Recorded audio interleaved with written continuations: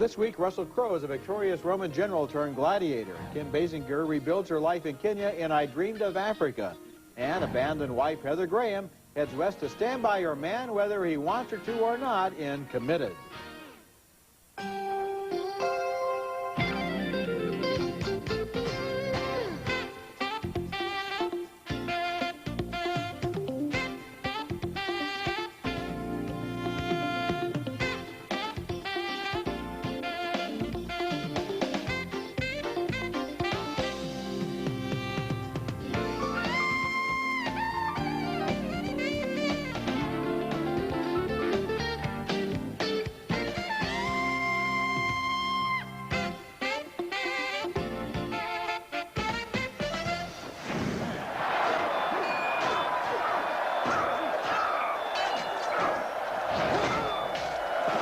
Oscar nominee Russell Crowe shares the Roman Coliseum with savage beasts in that scene from Gladiator.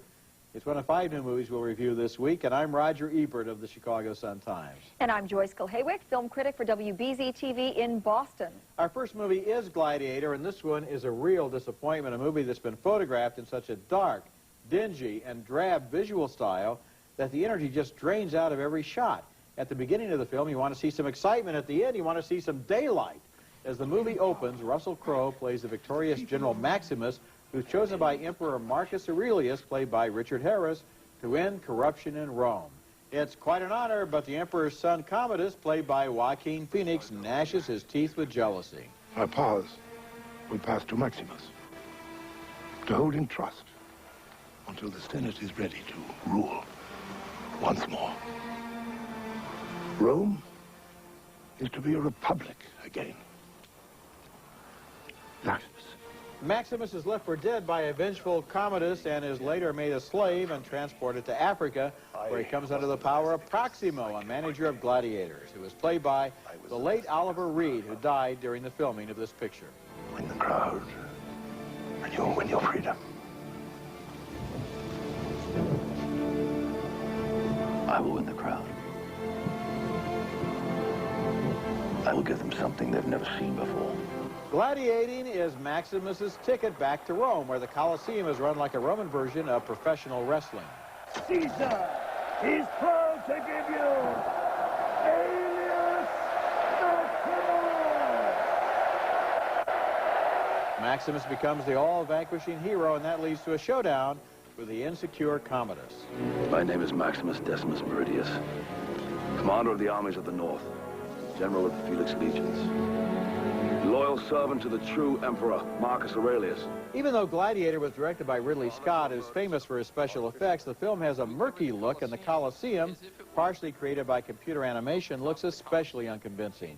The actors do what they can, but the dialogue undermines them, and sometimes the parallels with the World Wrestling Federation seem almost deliberate, as when a tribune announces, "Caesar is happy to present the only undefeated champion in Roman history, the legendary Titus." Give me a break. One other thing, Gladiator thinks that when the Romans wanted somebody to live, they signaled with thumbs up. Actually, live was signaled by a thumb inside the fist. An extended thumb in any direction meant death. But nobody in this movie knows this, and that's good for Maximus. You know, who cares? I don't think it matters. It's hard to even know where to begin here. I thought this was one of the best movies I've ever seen. I thought this was one of the best movies of the year. Ever seen? And you make this film of the year easily. You make it sound frivolous. There's nothing frivolous about this movie. This doesn't have any depth. This it doesn't have any juice. Is eloquent. The story grabs you from the beginning.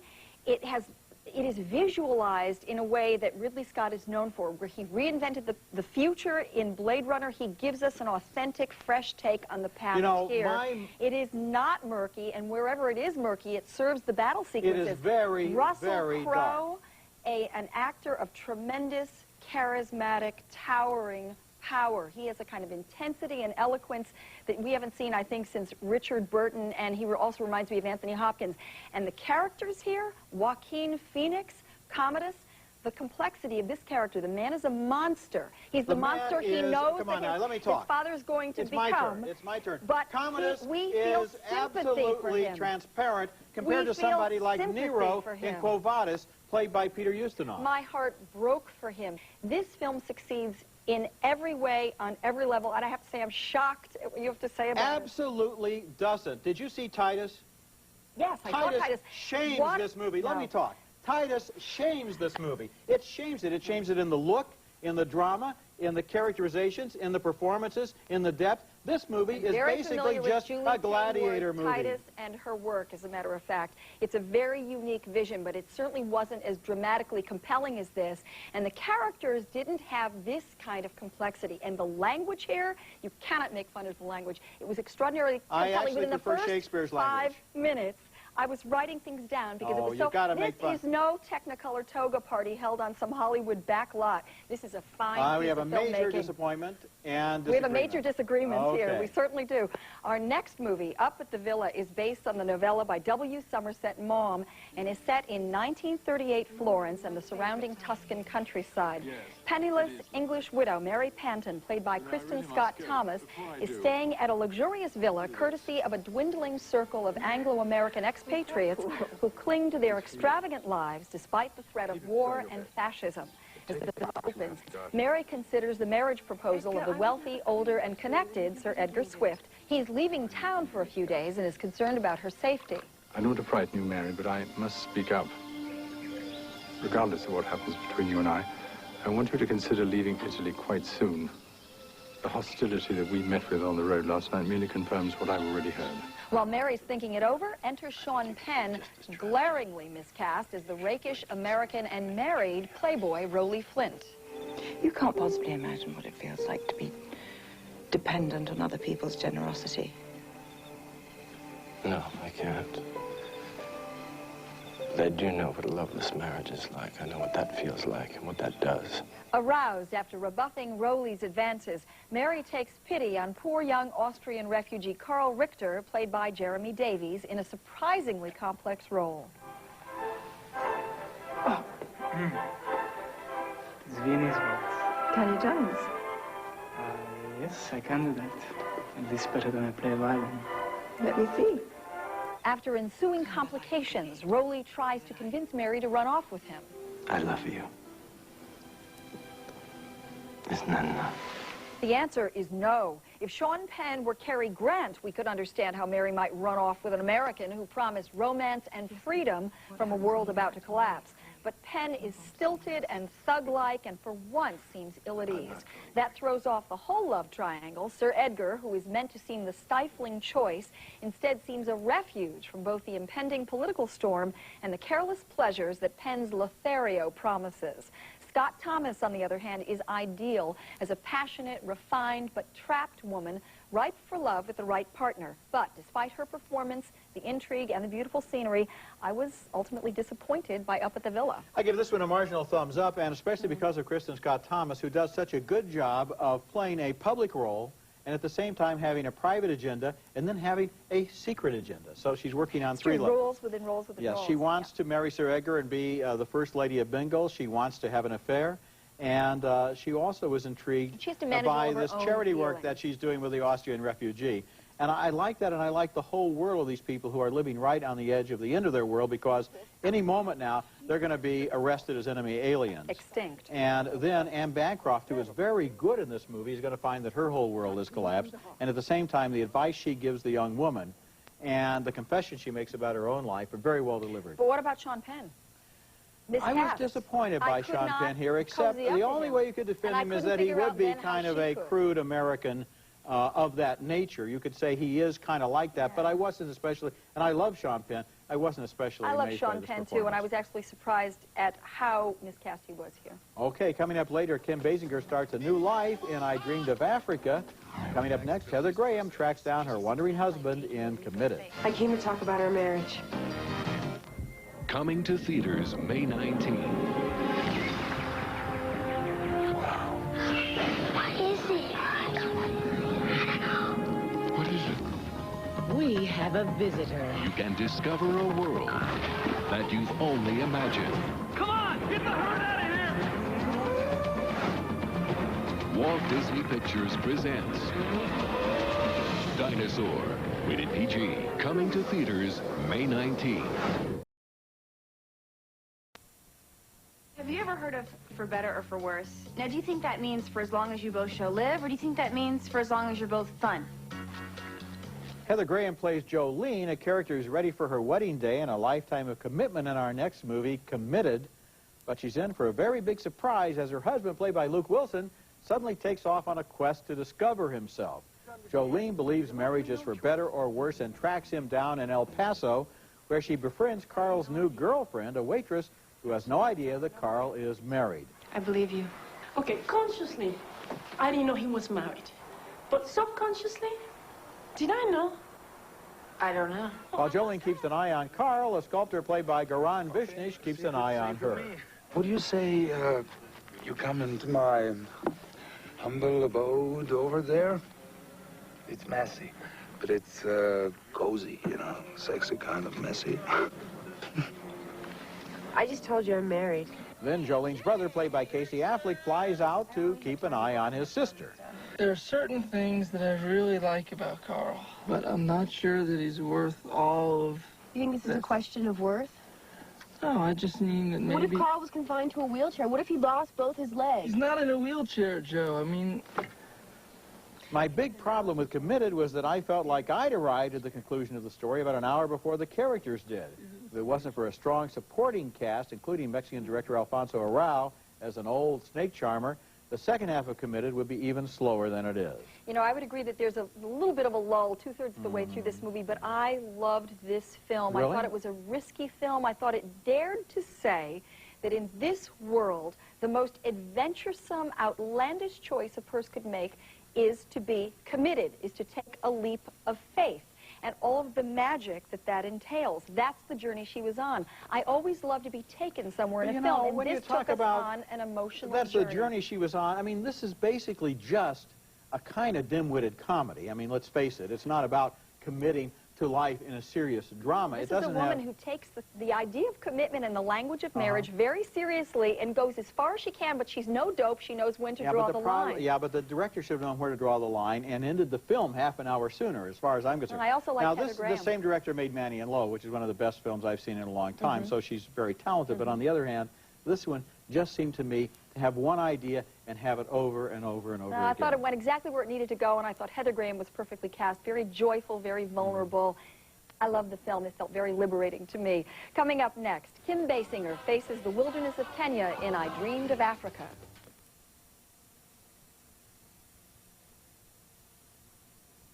Wouldn't it be fun to make a new start in a new place?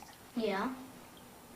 Though her young son probably has no idea what she means, we are to understand that her dream will become reality in I Dreamed of Africa, a true story starring Kim Basinger as Kuki Gallman, a wealthy divorcee who marries Paolo, played by Vincent Perez, and leaves a privileged life in Italy for a more rugged and fulfilling existence in Africa. But soon after the family's arrival there, Paolo takes off with the boys on his own adventure. What happened to checking out the ranch like you talked about? Oh, come on. Look. What? No watch. Took it off when the plane landed in Nairobi, and I haven't put it on since.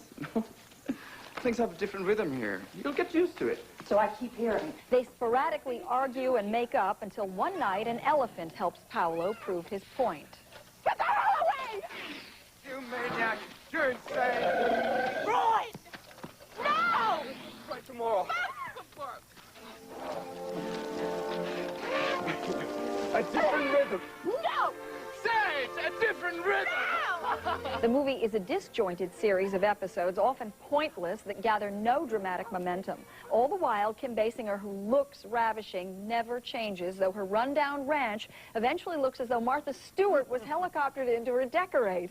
There are isolated scenes of power and beauty, but the screenplay leaves the actors stranded. I Dreamed of Africa is a shapeless catalog of events that dissipates the impact of what must have been an extraordinary real-life experience. I'm in complete agreement with you, and I would go a little bit further. I do not want to sound politically incorrect, but where were the Africans? This movie does not take place in the 20s or 30s in Happy Valley, you know, the white mischief type period. This movie takes place in the 70s and 80s, when Africa, as we know by reading the papers, was a very different place. And these people seem to be living in some kind of dreamland where every once in a while she speaks a little Swahili to the foreman, and he goes off and disappears, and they lead their life without doing any work. Well, what do they do to support themselves? I don't know. I don't know why they're there. They keep referring to some mission and how they're there, but we never understand why they're there. And there is one of those episodes with one of the tribes, and then nothing comes of it. They bring it up, and nothing comes of that. It's a very disjointed film. Yes. Okay, next movie, and our next film is Sofia Coppola's haunting and mysterious The Virgin Suicides, which is told from the point of view of neighborhood boys who recall a summer 25 years ago when the 5 Lisbon sisters kept them all entranced. The Lisbon girls are great beauties, especially Lux, the most daring, who is played by Kirsten Dunst. Keeping an uneasy eye on their blooming daughters are Mr. and Mrs. Lisbon, played by James Woods and Kathleen Turner. Peter, are you on the football squad? No, I play, but I'm not actually on the team. Ah. Oh, I see. Not a team player. Do you like to wrestle? You okay? Josh Hartnett plays Trip Fontaine, a brave local boy who tells Mr. Lisbon he'd like to take his daughter to the dance. You see, my wife and I have certain rules. They've been the same rules for the older girls, and I can't very well go and change them now for the younger ones. Even if I wanted to, the wife wouldn't let me. Mrs. Lisbon has grave doubts, but finally, reluctantly, she relents. We got white ones. We didn't know what you were wearing, and the guy, flower guy, said that white would go with anything, so... I'm glad you got white. I think you can kind of guess the ending of The Virgin Suicides from its title, but you won't guess the tone or the mood of the movie. It reminded me of Picnic at Hanging Rock, another poetic film in which angelic young women disappear mysteriously from the land of the living. The movie is wise in not trying to explain reasons or motivations or being too literal. It simply evokes the sense of loss on the part of those boys and the narrator who speaks for them a quarter of a century later. Once they knew perfection, and then it was gone. You know, and I wish that Sofia Coppola had been able to accomplish that sense of poetry in the film, but I felt that these women were sketched in very literally as characters, and so that begged the questions. You know, that asked, why did they do this? Their parents couldn't have, the way their parents behaved couldn't have explained their behavior. I mean, their parents were so terrible. I mean, she didn't really examine it from psychological or sociological reasons, and well, you don't want that's her to. Okay. You don't want psychological reasons. So at the if you're same not time, going to go there, I think then you have to find a way to make it seem mystical and I think poetic. they do. And I think they do by the fact that it's being thought back on over 25 years, and that at that time, what happened has now been turned into myth in the memories of these boys. The narrator is what makes this work, because of course, film makes things very literal. So the film actually looks at these girls and sees them as flesh and blood, but we also see them in a different way. I almost forgot there was a narrator, and that's how much the other story took over so much of the time. Maybe if the narrator had been more present, I would have had that sense of looking back. I think the whole point of view of the film is the eyes of these boys. See, you're a girl, so you didn't think about the fact that the guys are thinking of things too. Had it been an ode on budding female sexuality and how terrifying that is in the ways in which we want to repress that would have been a different film. Interesting. That's a different film. It's also part of this film. Okay, coming up next, my video pick is the best film of 1999, according to me anyway.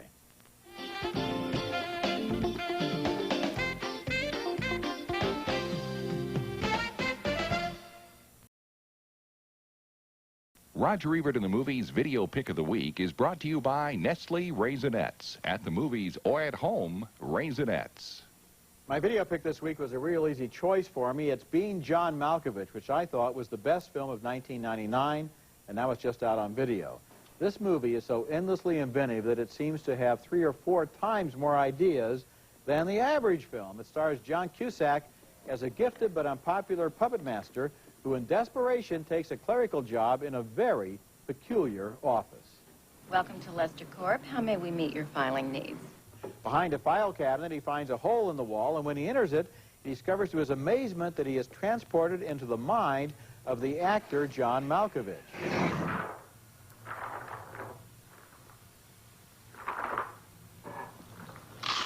After 15 minutes of vicarious celebrity, travelers into Malkovich's brain are dumped back into the real world. While meantime, Malkovich is extremely annoyed at the trespassing going on inside his cranium.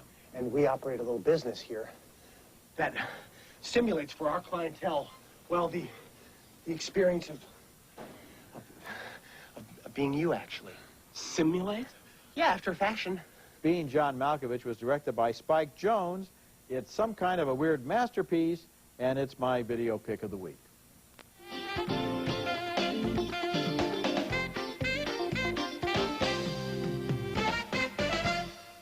Alrighty. Before we go on, I want to review last week's service. So let's go to tape. Nice, tight formation. Oh, sloppy pass, Michael. Very nice. Oops, it's all in the wrists. You break away too early. And pick up the pace of the left flank and into the end zone.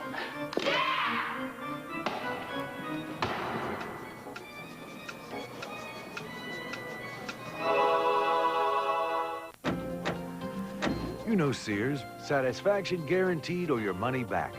Well, Sears Pest Control brings that same guarantee to your home. Sears Service eliminates pests by thoroughly treating where bugs live and breed. And we guarantee you'll be satisfied or your money back. So when you're looking for pest control, call Sears, because there are lots of guarantees, but only one Sears satisfaction guarantee or your money back. Call Sears today. You'll be glad you did. Now let's take another look at the movies we reviewed on this week's show, and boy, did we have some disagreements. A big one on Gladiator. Joyce thinks it's one of the best movies she's ever seen. I thought it was shallow and murky. We split again on Up at the Villa. I liked the performance by Kristen Scott Thomas, but Joyce thought Sean Penn was hopelessly miscast. Another split on Committed with Heather Graham. Joyce thought the wife's faith was daring. I thought the film ran out of steam. 2 thumbs down for I Dreamed of Africa, a disjointed African saga starring Kim Basinger. And finally, another disagreement over The Virgin Suicides. I liked its haunting mystery. Joyce thought it wasn't haunting enough.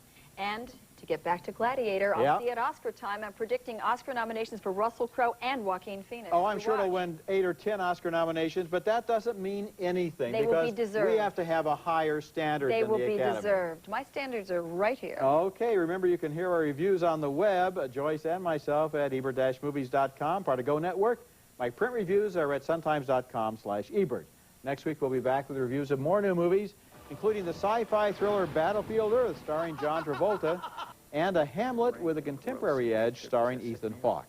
That's next week, and until then, the balcony is closed.